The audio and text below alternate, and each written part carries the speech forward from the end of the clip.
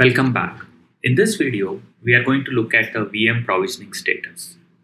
So here I have a cluster where we have 5 hosts and 203 VMs. And here you can see that we have a donut that represents how the VMs are categorized based on the provisioning status. As you see, most of the VMs over here are over provisioned.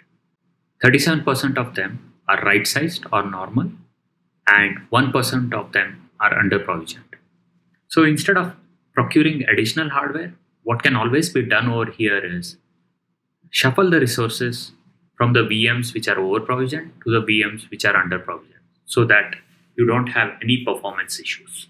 Over the donut to see how many VMs are under provisioned, 118 of them and 77 of them are normal.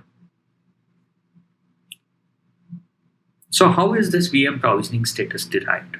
It's basically computed based on the 95th percentile CPU utilization. You can hover over the help icon to view the details. And if you want to change the criteria, click on manage.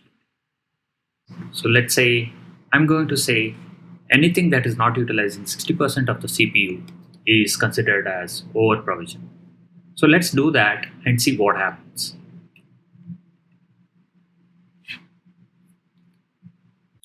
So once you do this, on the fly, collector will calculate the provisioning status and display the new numbers. So earlier we had 77 VMs which were right sized. Now you see that only 28 VMs are right sized. And the number which was 117 earlier is now 167 VMs.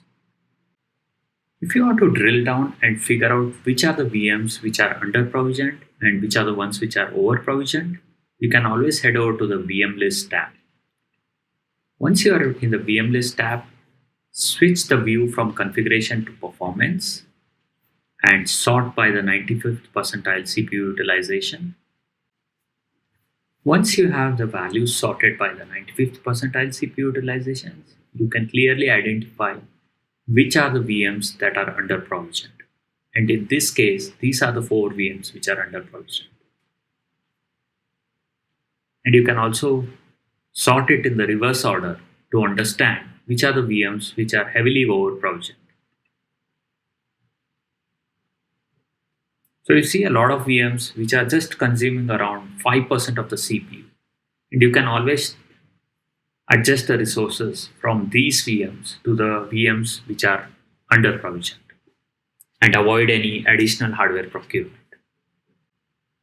So this is of great value to understand what's happening within your environment and see if you can shuffle some resources and avoid any additional hardware procurement.